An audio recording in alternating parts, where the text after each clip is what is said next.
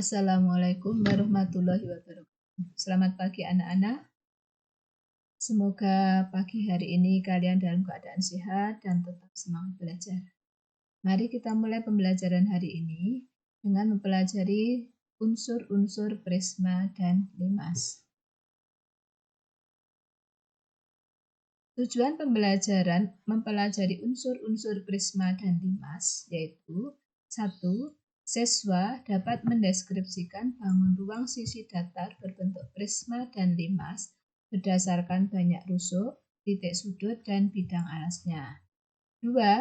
Memiliki kecakapan hidup dengan penuh rasa ingin tahu, teliti, dan mampu mengembangkan kreativitas serta berpikir kritis.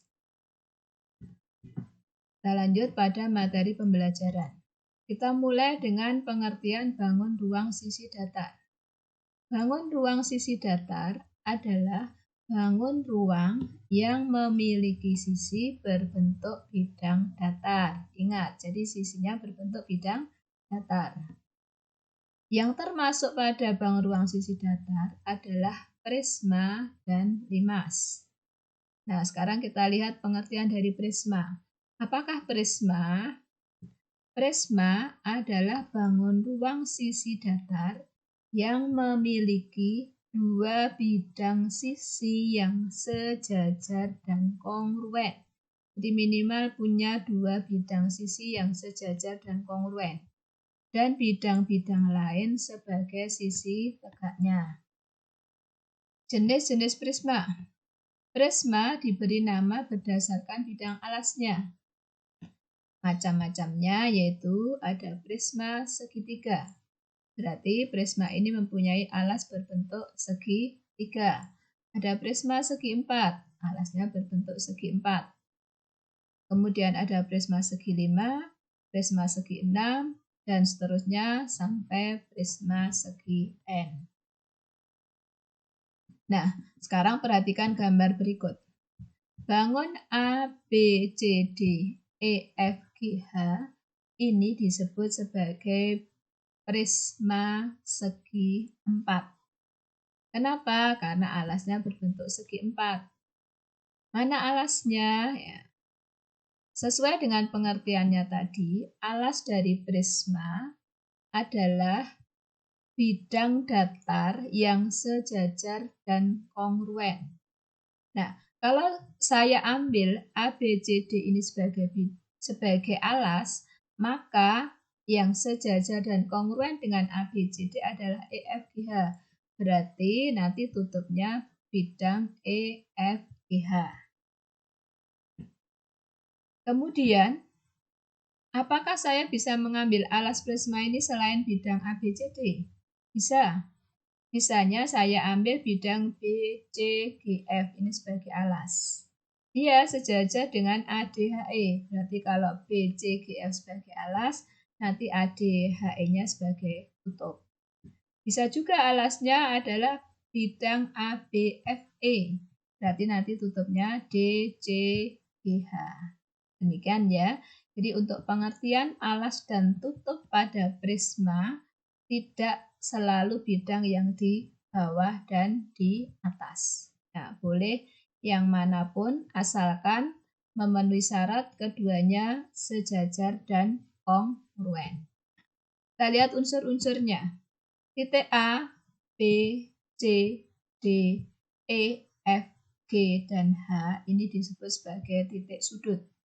Kemudian garis AB, CD, EF, GH, AD, BC, FG, EH, AE, BF, CG, dan DH ini disebut sebagai rusuk dari prisma.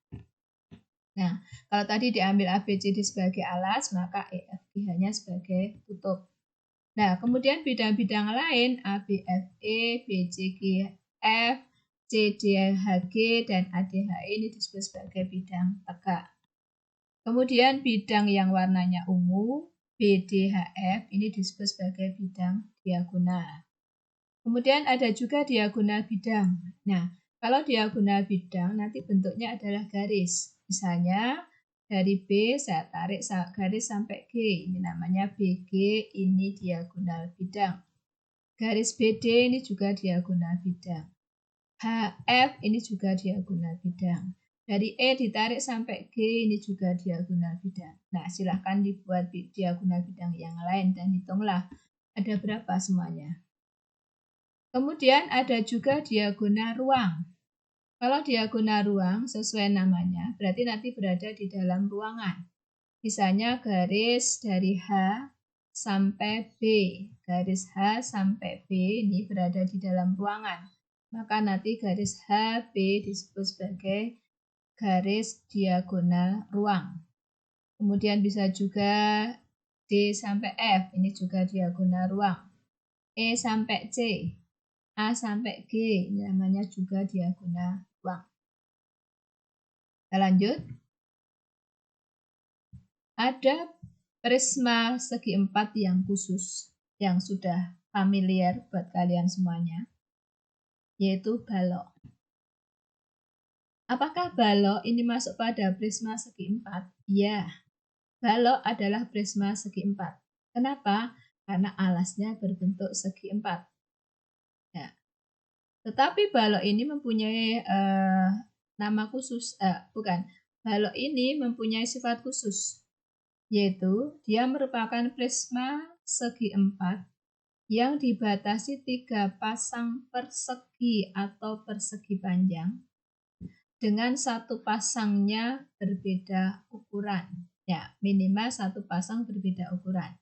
Misalnya tadi AB, CD dengan EFGH ini sepasang. Dia boleh sama ukurannya dengan BCGF dan ADHE. Tetapi nanti untuk yang di sini EFGH dan ABCD nanti berbeda. Ya. Jadi minimal ada satu pasang yang berbeda ukuran. Kita coba bandingkan dengan kubus. Nah, kubus ini juga masuk pada prisma segi 4 karena alasnya berbentuk segi 4. Tapi dia punya spesifik lagi. Kubus ini prisma segi 4 yang dibatasi oleh 6 bidang sisi berbentuk persegi yang keenam-enamnya kongruen.